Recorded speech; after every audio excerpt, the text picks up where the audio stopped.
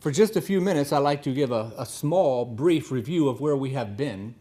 In Romans chapter 3, we began that chapter with a rhetorical question: what advantage has the Jew? And of course, Paul is trying to show some great differences that existed only in the minds of the Jews. And the Jew felt that he was very, very different than the Gentile. And everywhere he went, from synagogue to synagogue, the Jew always felt that he was very different than the Gentile, and therefore God was dealing differently. But Paul approached this problem in a very unique way, in that all have sinned. And so when we read the scriptures concerning the gospel of Jesus Christ, we will see many times how it refers to all. And we have seen how the gospel has been presented to all, and truly it is all. And why? Because there was a misconception that the gospel was only for the Jew, or that there was a different gospel for the Gentile. But Paul was working diligently on this clarification, because Paul started his epistle by saying that there is a righteousness revealed from God, that is from heaven, and that is the righteousness that will come from Jesus Christ to his people that will satisfy God.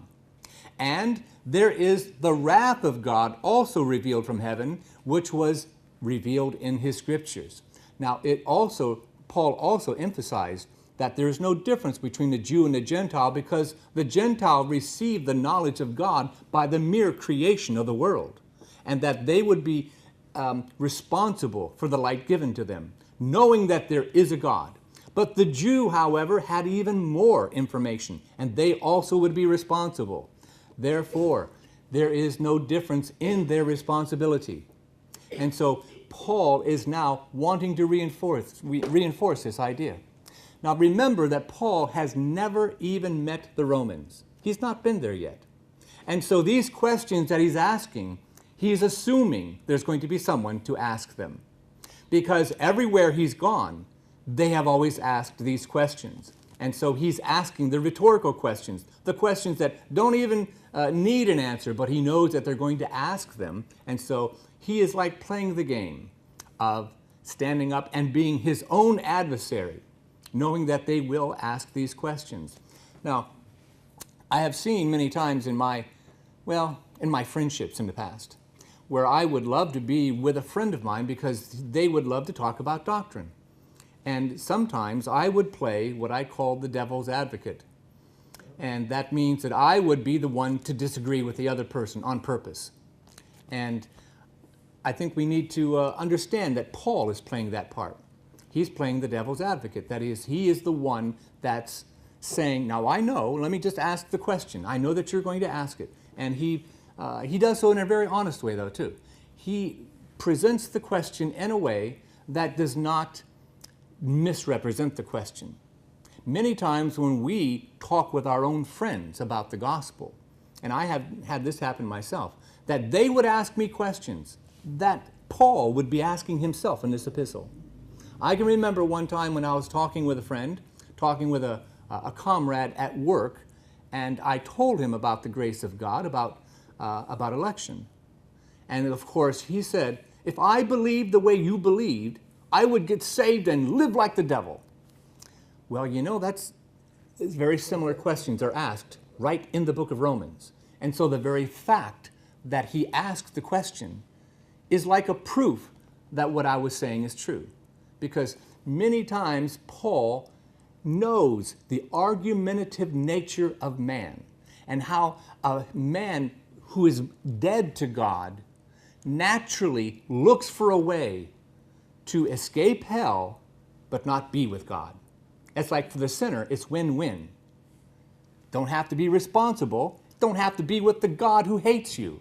And so he can live a life of sin and still be saved. And therefore, the flesh naturally looks at the real gospel and says, that can't be true, because if it was, I'd get saved and live like the devil.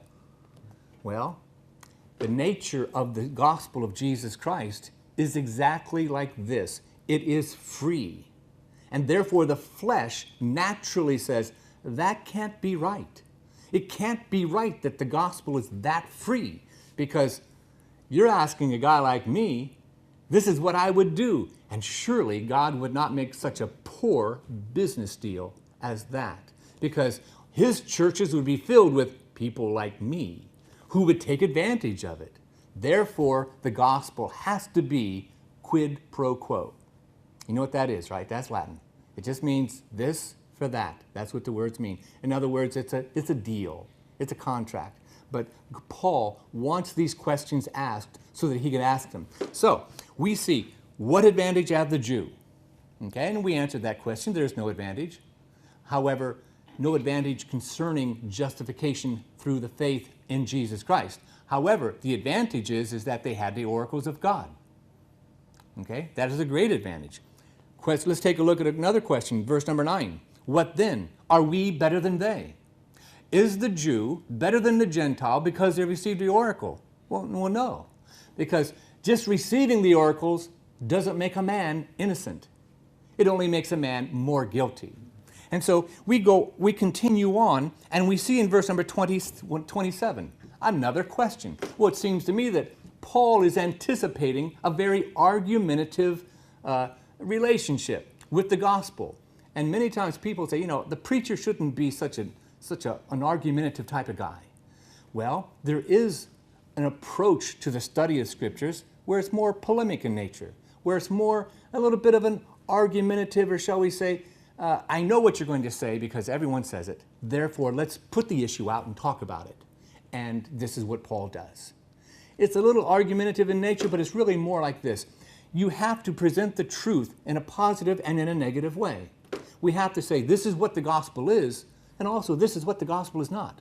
So be cautious, because it is natural for the flesh, when they hear what the gospel is, to say, well, if that's the case, okay? If that's the case, and then they start putting in the reasons that their flesh would say, then I would do this and this and this. What a poor businessman God is.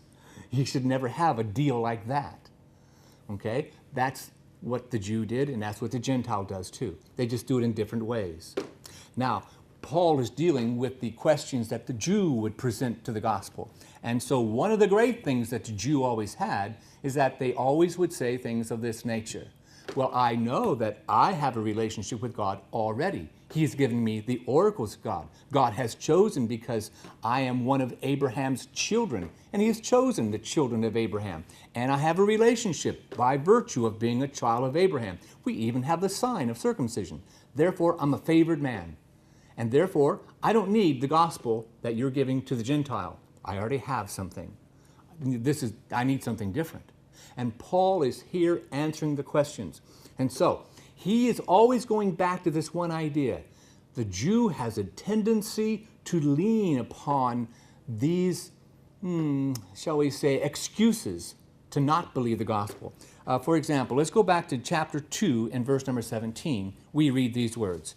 Behold, thou art called a Jew, and you rest in the law, and you make thy boast of God. And knowest his will, approvest the things that are more excellent, being instructed out of the law, and art confident that thou thyself art a guide of the blind, a light of them which are in darkness, an instructor of the foolish, a teacher of babes, which has the form of knowledge and of the truth in the law. Well, that seems to be the natural condition of the Jew. But Paul wants to always go back. You see how he repeats his arguments. And you may be saying, it sounded a little bit like the message we had last week. Well, that's because Paul has a tendency to repeat these things. Why? He's going to keep saying it until you get it. Okay? That's the idea behind it, because there is a natural tendency of the flesh to always go back and say, well, if that's the case, then I'll do this. And that is automatically the response, a bigoted response of the flesh, the way that the flesh responds to a holy God. So, Paul wants to remind him, now that he's gone over the idea of redemption in Christ, the propitiation, how God turned away his wrath by the atonement of our Lord Jesus, all these things being freely given to us in his grace. And then he says, now remember what I've just talked to you about, this great gift. Let's go back. And he says, knowing this, where is the boasting now? You see how he's already made the case that Jews have a tendency to boast. Now we can say, well, we're all Gentiles, and we have our one Jew that we have right here. I've got to point her out. She's not the only one in our congregation that is in danger of boasting, trust me. It's those who have been instructed in the Scriptures. Those who have been instructed in the Scriptures, they're the ones that have a tendency to say, I have a knowledge, and I will depend upon that knowledge. And if it's not in agreement with the grace of God, then there's a problem. There's a real tendency for the man who's instructed in the Word of God to boast. Now, this word boast is usually not translated boast. It is usually translated glory. I want you to turn to 1 Corinthians chapter 1. 1 Corinthians chapter 1.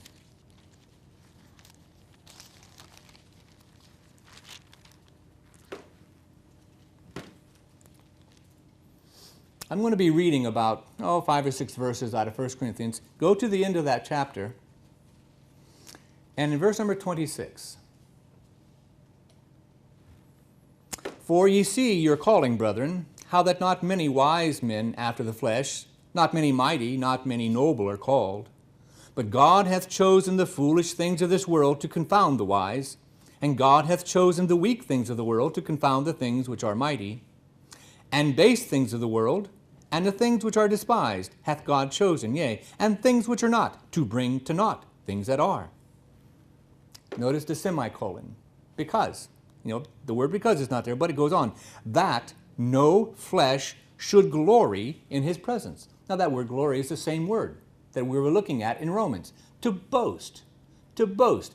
God intends that we should understand our relationship with him, that the gospel is designed that we have nothing in our hands to bring. Jonathan Edwards puts it this way. When we want to deal with God concerning our salvation, we bring nothing to the table except the sin that required the work of salvation. We only contribute sin to the problem.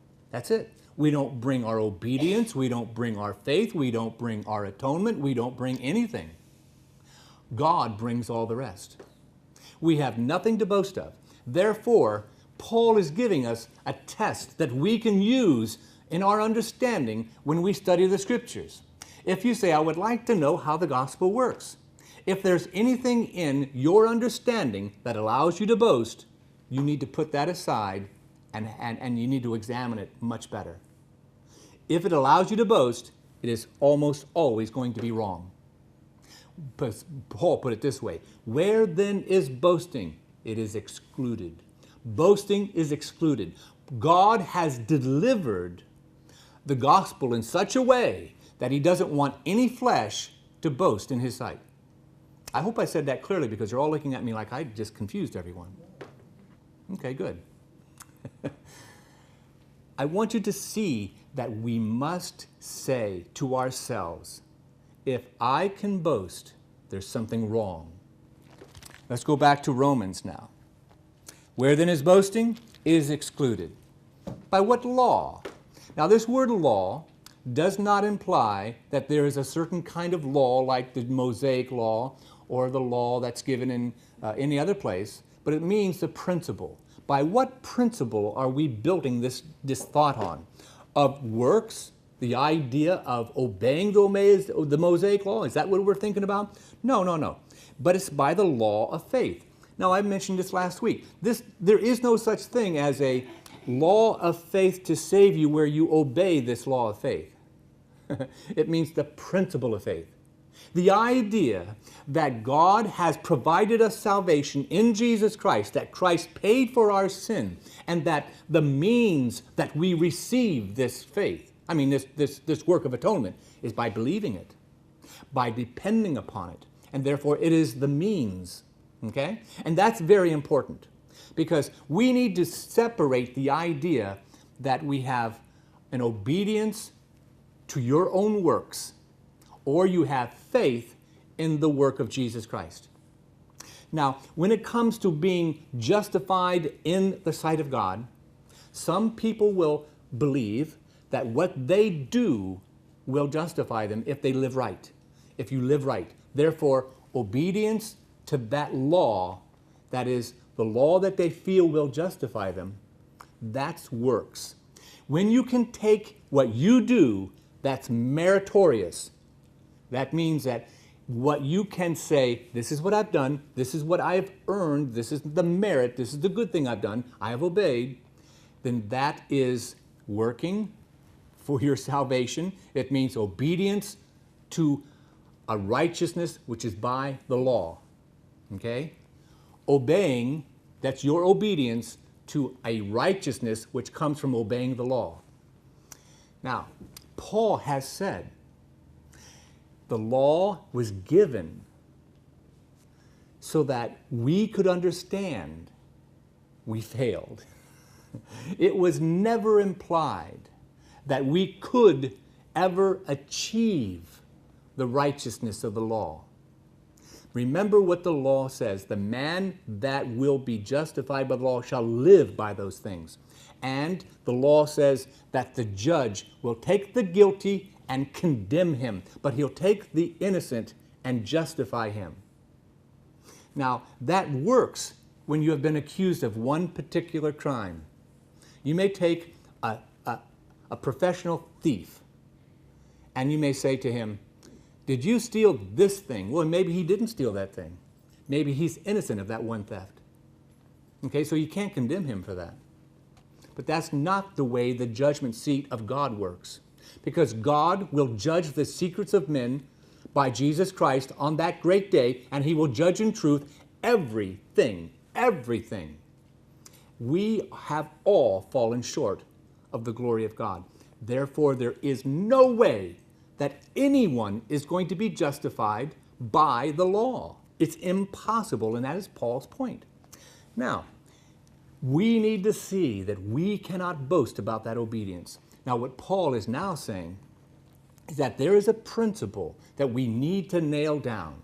We need to understand that this faith in Jesus Christ is the principle that we need to really anchor in our souls.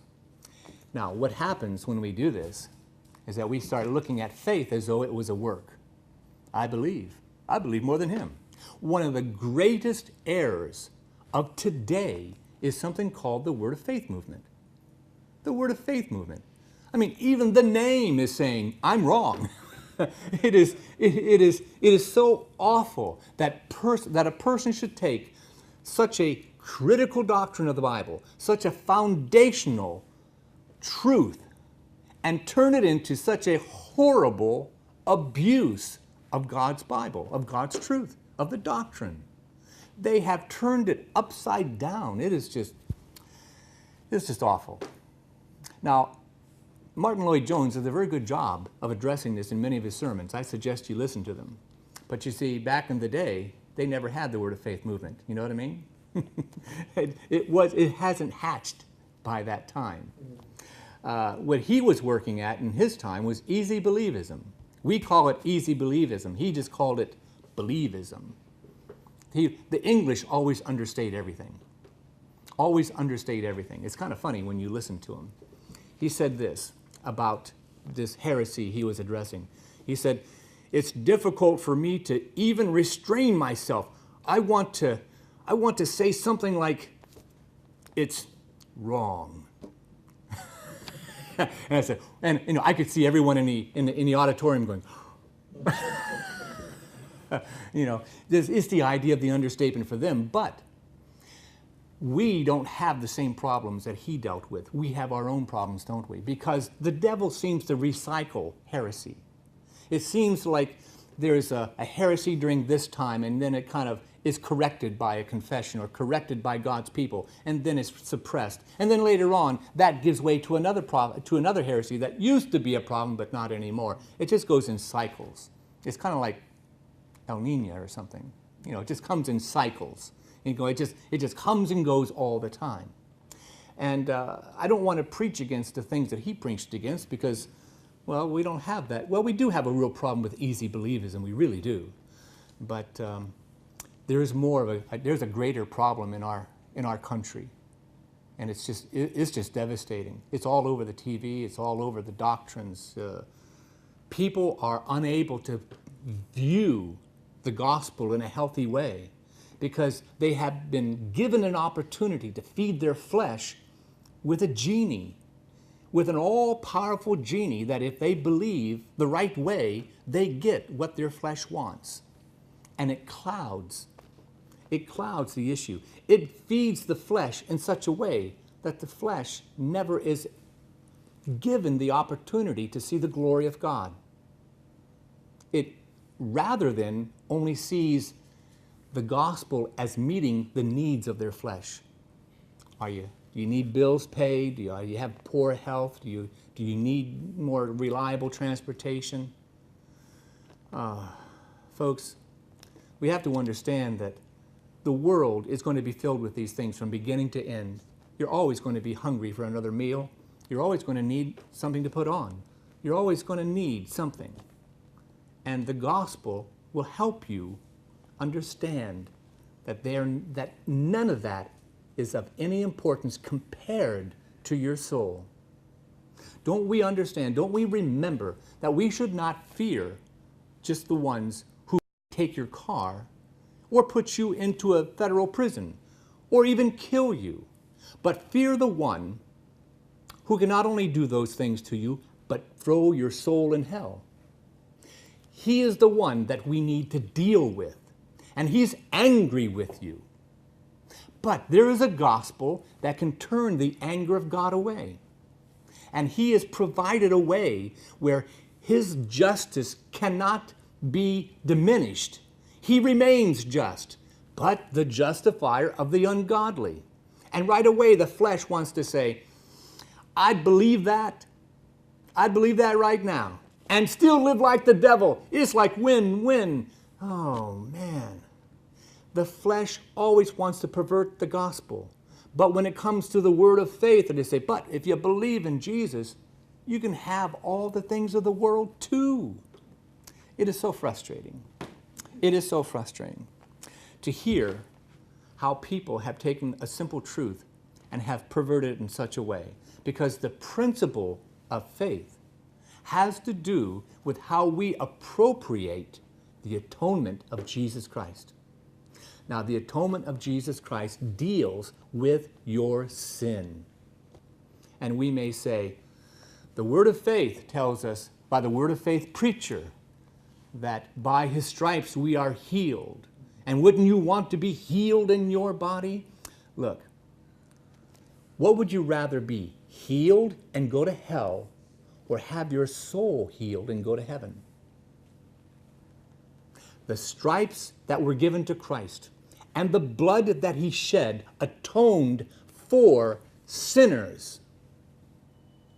He atoned for our sin. We need to see the beauty of the great work of atonement and not a genie that can feed your flesh. You need to really have an understanding of that. Your friends need to have an understanding of that. Your children need to have an understanding of that. Everyone at work that you know that want to tell you about, oh, you're not really preaching the real gospel. The real gospel tells us how to get rich. The real gospel tells us how to get healthy. The real gospel saves us from our sin. That is the truth. That is the truth. And the faith, the principle of faith, has to do with our believing that the Lord Jesus is our complete salvation, his complete atonement. It has to do with saying, I cannot brag or boast about what I do. Now, I've said this before, but I can remember going to a service one time where they had two preachers on the platform, and they were comparing the size and the make of their car and the houses that they lived in to see who had the greater faith. I'm telling you, what has this world come to? What has the gospel come to when we start to brag about our faith? It's a sad case. Now, that is one conclusion that we come to at the end of this chapter, that we should not brag. We cannot brag. If you understand the gospel, we are unable to brag. Now, the next thing in these remaining chapters, that is the remaining verses 27 through 31, there are really going to be 3 points I want to hit.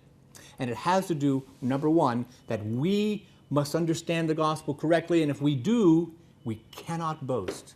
Number two, that was number one. Number two is this, that there is no difference between all of us when it comes to God and His gospel. There's no difference between the Jew and there's no difference between the Gentile. God does not treat them differently. So let's see what he says. Okay, by what law? Of works? Nay, but by the law of faith. Therefore, we conclude that a man is justified by faith without the deeds of the law. That's his conclusion. Now he goes on to point number two. Is he the God of the Jews only? Is he not also of the Gentiles? Now we have a tendency to use these words, the Jew and the Gentile, as though we were saying like the nation of the Jew, or the whole kingdom of the Jews, or the whole kingdoms of the earth, the Gentiles. But it's really like this. Is he God, is our Lord Jesus, is God the God of Jews and not Gentiles? And of course the answer is, he is the God of both. Because look at his answer. He says, is he the God of Jews only? I'll read it that way. Is he not also the God of Gentiles?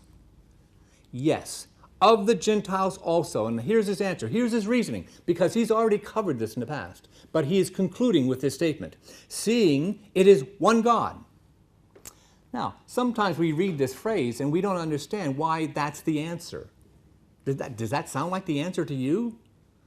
Well, he's the God of the Jew and he's the God of the Gentile because he's one God. And we say, and you're almost like saying, and continue on, give me more of the answer. He says, there's one God. But he says this, the one God which shall justify the circumcision by faith and uncircumcision through faith. Now this is how I've always heard it read. People read it like this, which shall justify the circumcision by faith and uncircumcision through faith, as though that's the big reason. He does it by this way for the Gentiles, for the Jews, but he does it through the faith for the Gentiles, as though they're different. But he's saying there is no different gospel for the Jew and for the Gentile. These two things are not that different. They're just not.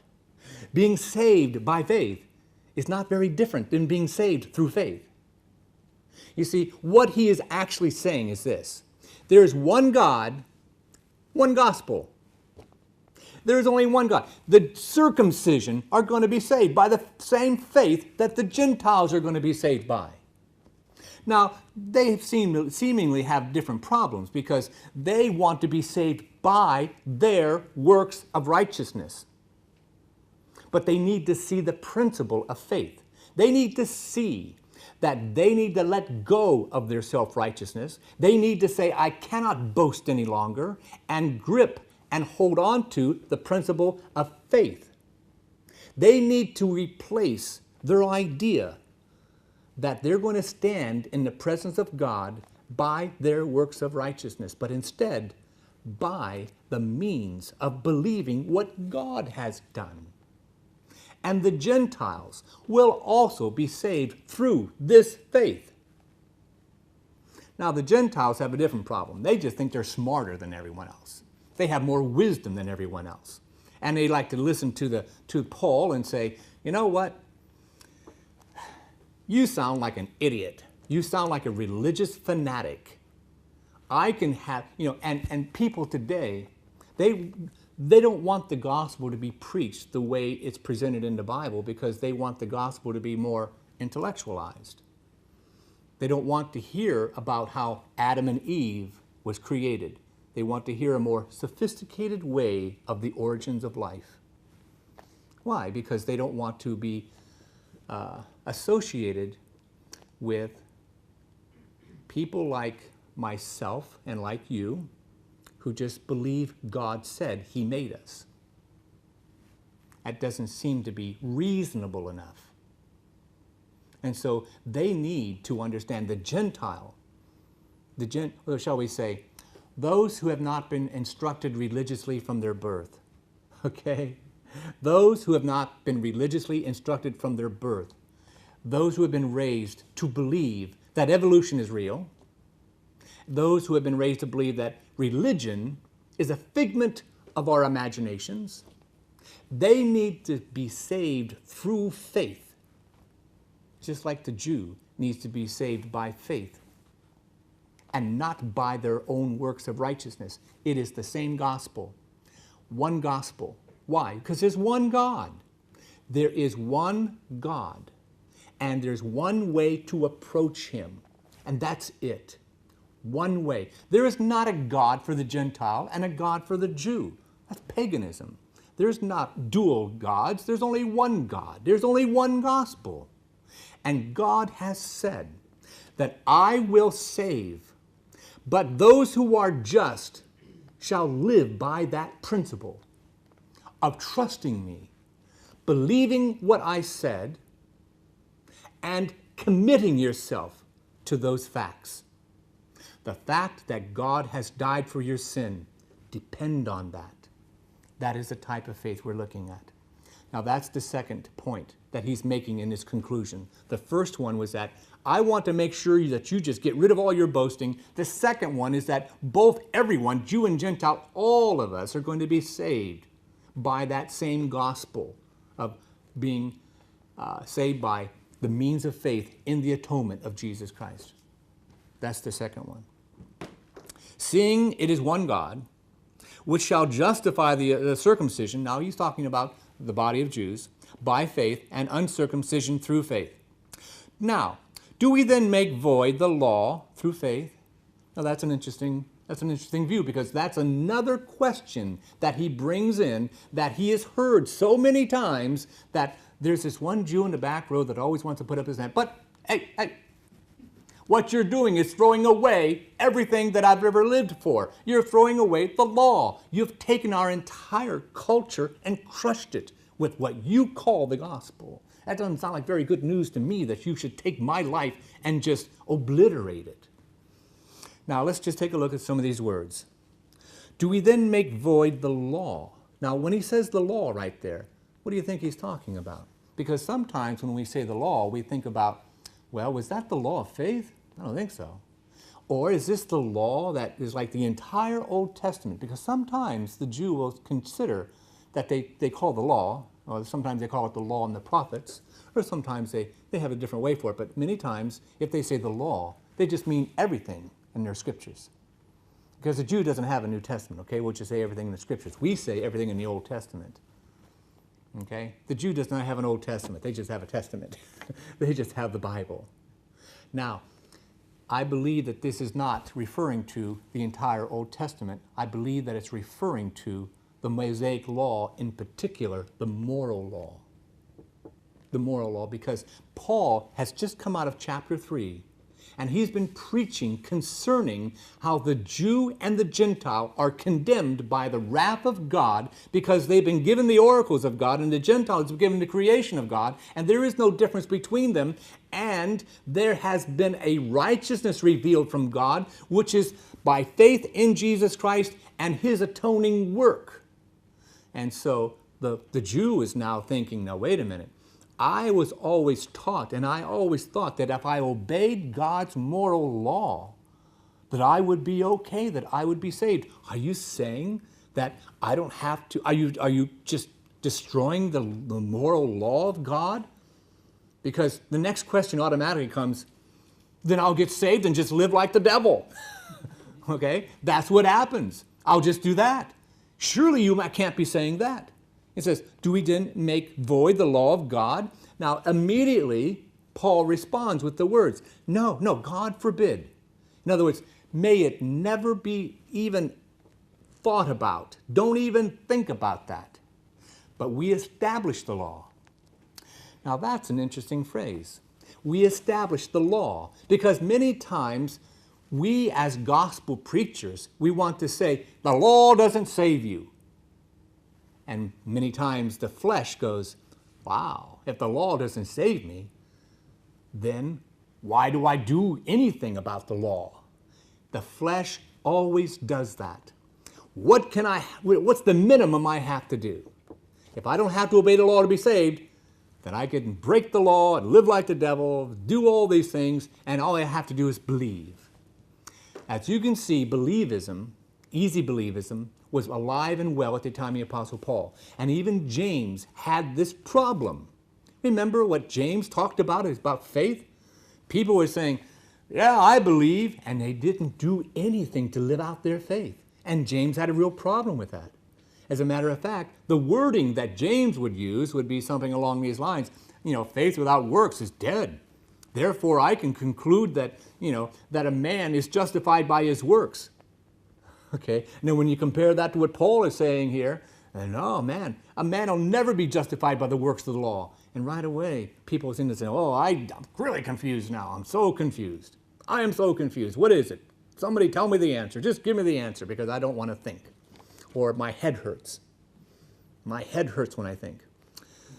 Well, what can I say other than this? That Paul is trying to help us to understand that there is a means that God has said, I will save you by my Son's atonement. Believe in it. It cannot be boasted about. But that faith, if people say, oh yeah, I'll believe that. Why? Because you can't see in my heart. Who are you to say I'm not believing it? And James is saying, your actions are speaking louder than your words. What a person does is what they really believe. That faith is defined by how a person lives it out. So James and Paul are not in disagreement. They're not. They're in perfect agreement. They just have different points to make. They're addressing different ideas about the gospel. James is addressing what is saving faith. That's what he's addressing. What is saving faith? It's a faith that actually believes and does, because you can tell that it believes because the person believes because they're doing it. Because his illustration was this. Abraham believed God and he was about to sacrifice his own son. That work proved that his faith was genuine. But Paul is not making that point. He is saying the works of righteousness from the law doesn't save you. You see, the issue is different, and therefore the words, consequently, are different.